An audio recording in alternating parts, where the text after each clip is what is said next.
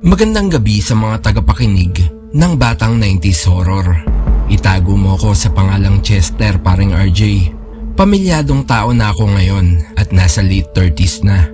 Yung ikikwento ko sa inyo nangyari nung 18 pa lang ako. Siguro halos lahat naman ng mga kababata natin dyan nasubukan ng tumambay sa computer shop. Kahit pa nga siguro may sariling computer set sa bahay, may time pa din siguro na kinailangan nilang pumunta, either magpapaprint or magpapaburn ng CD.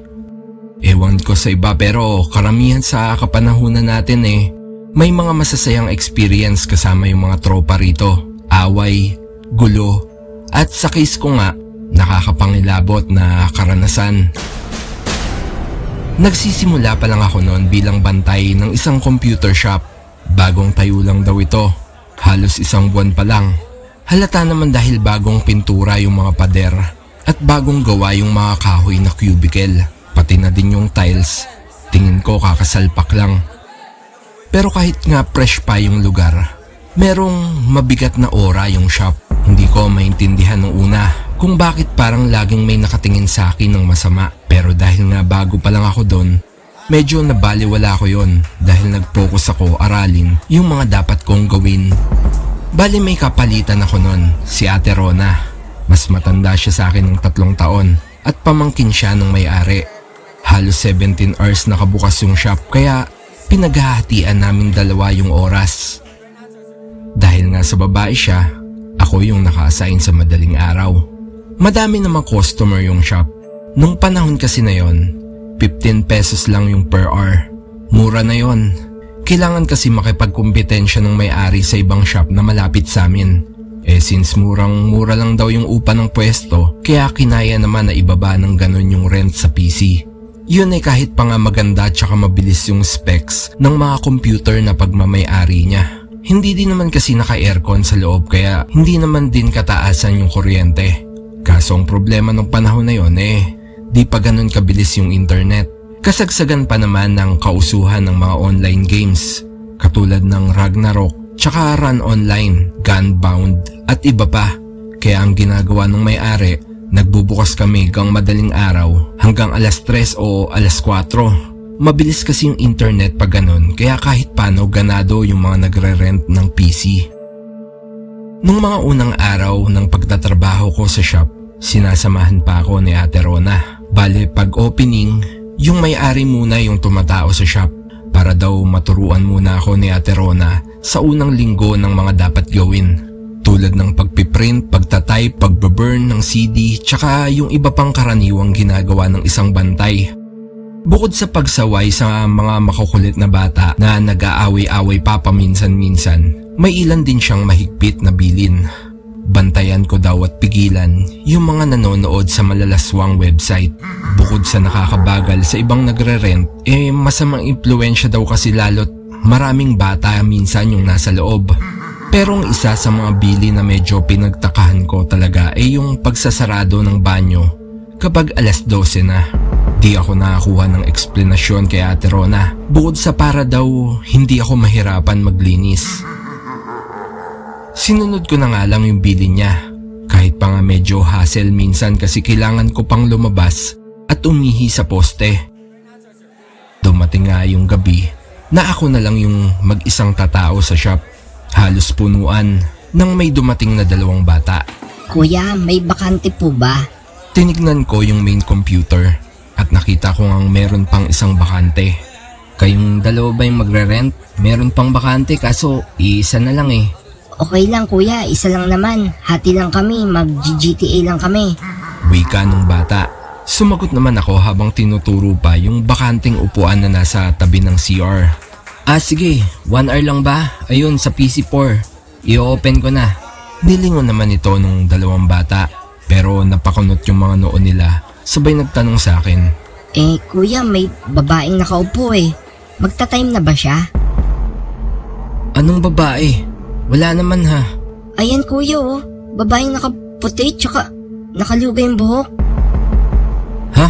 Pinagtitripan niyo pa yata ako Wala namang babaeng nagre-rent dito mula kaninang alas 12. Magre-rent ba kayo o hindi? Tanong ko sa 2 bata. Pero nang lingunin ko sila, Halos magkayakap na sila habang nanginginig. Kuya, duguan yung mukha niya at nakatingin siya banda rito.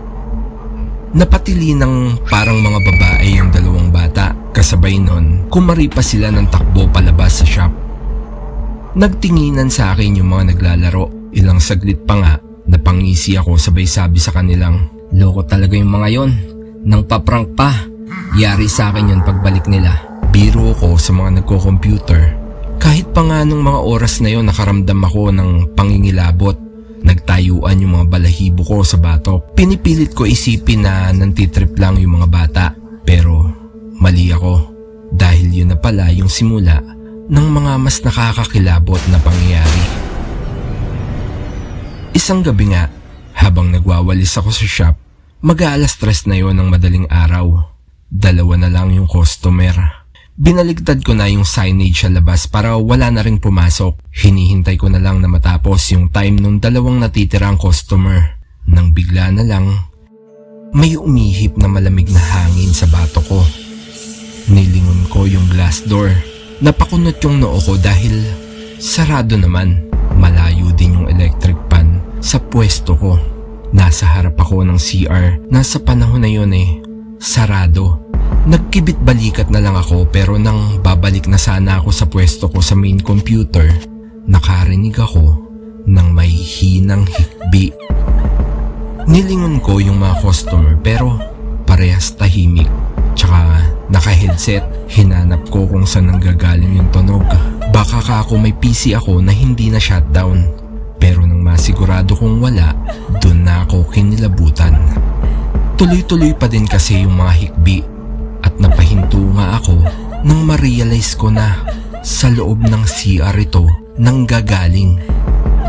Dahan-dahan akong humakbang papunta rito at nang makalapit na nga ako, dahan-dahan ko nilapit yung tenga ko sa pintuan. Doon ko na nga nakumpirma na dito nanggagaling yung iyak. Iyak ng isang babae. Nagdalawang isip ako kung bubuksan ko yung banyo. Pero dahil nga responsibilidad ko yung shop, wala akong choice. Nung una kumatok ako, biglang tumahimik sa loob. May tao ba dyan? Miss, okay ka lang ba? Tanong ko sa nasa loob.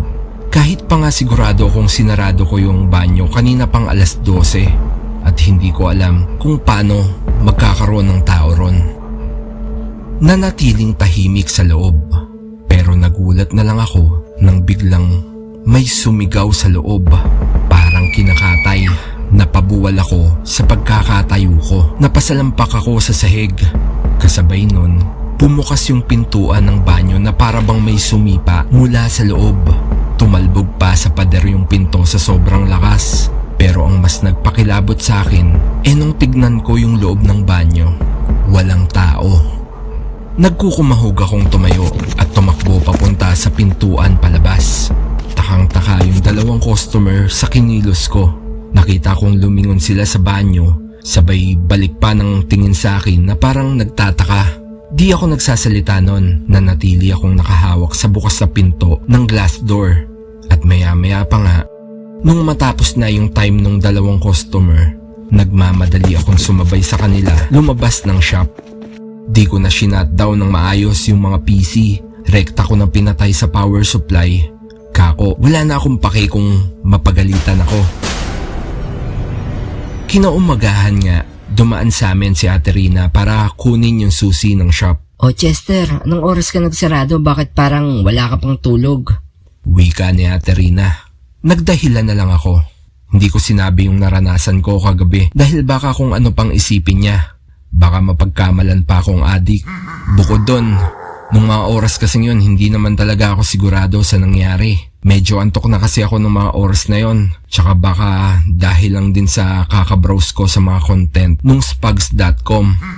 By the way, shoutout sa mga nakakaalala tsaka tambay sa site na yon. Doon naman sa hindi nakakaalam, bale, yung spugs.com. Website yon na dedicated para sa mga paranormal sightings tsaka activity. May collections yon ng pictures ng mga multo, orbs, tsaka yung mga unexplained na entities. Ang alam ko sa ngayon wala na yung site pero nung panahon namin sobrang sikat yon. Balik nga sa kwento. Sumapit nga yung ship ko nung gabi dahil nga medyo kabado ko. Nagmaaga ako ng sarado. Nagkataon din naman kasi na konti lang yung customer. Lumipas nga yung ilang araw. Medyo nakalimutan ko na yung nangyari. Hanggang sa isang madaling araw nga, nag-rent sa amin yung isang kilalang rugby boy na tawagin na lang nating Mael. Isang beses ko pa lang siya nakita nung tinuturuan pa lang ako noon ni Ate Rina. Mahigpit nga niyang bili na bantayan ko daw kung sakaling magre-rent dito si Mael dahil kilala din ito na malikot yung kamay at baka pag-interesan pa yung mga gamit sa shop. Bale nung una wala naman naging problema kay Mael. Maingay siyang naglalaro ng Diablo RPG. Pero sanay na ako dahil gano'n naman talaga sa computer shop. Hindi maiiwasan yung sigawan tsaka trash talkan lalo sa mga PvP or pag magtotropa yung naglalaro. Nung sumapit na nga yung alauna ng madaling araw, naubos na yung mga customer. Si Mael na lang yung natira. Tahimik na siya ng mga oras na yon. Kala ko okay na yung lahat. Pero nang mapansin ko nga yung monitor niya, tumayo ako at nagbikang, Mael, bawal manood ng malalaswang site. Baka may makakitang babae o bata sa'yo eh. Sumagot naman ito, Sus, wala namang tao. Tsaka pakailan mo ba? Magbabayad naman ako ng oras ko ah. Kamot ulo na nga lang ako ng mga oras na yon. Uupo na nga sana ako uli nang mapansin kong parang unti-unting bumubukas yung pintuan ng banyo. Bumangga pa yon sa sandalan ng monoblock na inuupuan ni Mael sa PC4. Tinulak niya ito pero imbis na sumarado, parang tumalbog lang ito. At nung bumukas nga uli yung pinto, nakita kong nagkaroon ng imahe ng isang nakayukong babae sa loob ng banyo. Patay yung ilaw pero aninag na aninag ko yung itsura niya. Lalo nung unti-unti itong parang lumutang sa banyo. Di ko kita yung buong mukha nito dahil nga sa nakayuko ito at natatabunan ng buhok na estatwa ko sa kinalalagyan ko sa sobrang takot. At nang muli na naman ngang tumama sa sandalan ng monoblock yung pinto, napatayo na si Mael. Nagmumura pa siya sabay tinulak ng pasarado ng malakas yung pinto. Sa tingin ko hindi nakita ni Mael yung babae ng mga oras na yon. Dahil kahit kasi tumayo siya, sa monitor pa din siya nakatingin. Kala ko okay na pero bigla na lang nagkaroon na naman ng pamilyar na tunog. Tunog ng hikbi. Mahina at palakas ng palakas hanggang ang hikbi ay naging panaghoy. Tinanggal ni Mael yung headset sa ulo niya at napatingin sa pinto ng banyo. Nung mga oras na yon, sigurado na ako na hindi lang ako yung nakakarinig rito. Napatingin si Mael sa akin. Naririnig mo ba yon? Tanong niya sa akin. Pero hindi pa ako nakakasagot. Bigla na lang bumukas yung pinto ng banyo. Nasa sobrang lakas, pumalo ito sa batok ni Mael na naging sanhi para tumama yung mukha niya sa monitor ng PC. Doon na ako napaigtad. Tumakbo ko palabas ng pinto. Kumaripas ako ng takbo papunta sa bahay nila Ate Rina. Di ako nakapagsalita ng maayos ng mga panahon na yon. Nagkakandabulol ako. Pero pinilit niya pa rin ako na bumalik sa shop nung nalaman niya nga na iniwanan ko itong bukas. Nagmamadali kami at saktong may tanod na nagpapatrolya kaming nakasalubong. Nagpasama kami at nang marating nga namin yung shop, naabutan namin na andun pa si Mael. Walang malay na nakayuko sa harap ng basag na monitor. Agad siya nilapitan ng mga tanod. Mahina siyang niyugyog at sa awa naman ng Diyos, nagkamalay siya. Nung panahon na yon, medyo nahimasmasan na rin ako. Kaya kahit pangaka ko hindi sila maniwala, ikikwento ko na ako anong nangyari. Sa pagtataka ko nga, parang hindi na sobrang nagulat si Ate Rina. Ganon din yung mga tanod. Nung una kinabahan ako na baka mapagbintangan akong ako yung gumawa nun kay Mael. Pero buti na nga lang, medyo natatandaan din ni Mael yung nangyari bago siya mawala ng malay. Bali pagtapos nga nung nangyari sa shop, Pinauwi na muna ako ni Ate Rina sa bahay para magpahinga. Kinabukasan nga, hindi pinabuksan ng may-ari yung shop pero pinuntahan ako ni Ate Rina. Doon na nga niya kinwento yung backstory ng computer shop. Bale ganito yung storya. Ilang taon na yung nakalipas nung unang tinayuan ng computer shop yung pwesto namin. Bale hindi pa yung tito ni Ate Rina yung may-ari ng shop na to. May bantay daw yon na babae na itago na lang natin sa pangalang Emma. Magandang dalaga daw ito. Mahaba ang buhok at morena. Artistahin din daw yung itsura. Si Emma yung nag-iisang bantay sa shop. Hanggang 12:00 lang ng gabi yung pinaka-late na pagsasarado niya.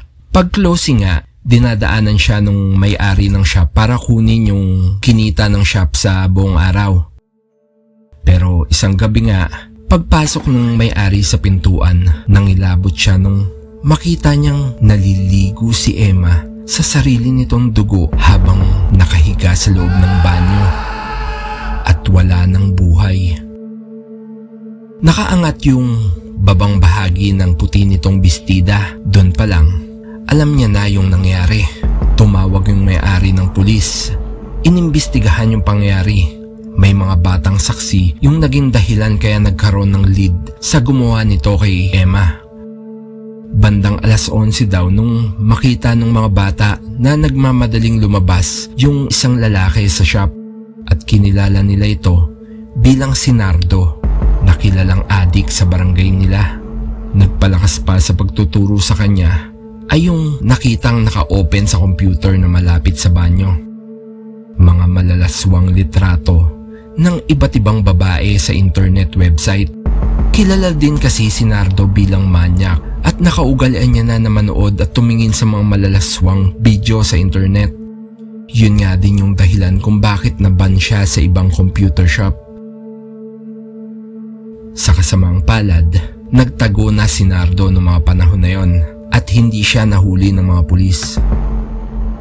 Matapos nga yung pangyayaring yun, nagsarado na yung computer shop. Naging bakante ng ilang buwan yung pwesto. Hanggang sa inupahan ito ng isang barbershop, doon na nga nagsimula yung mga pagpaparamdam.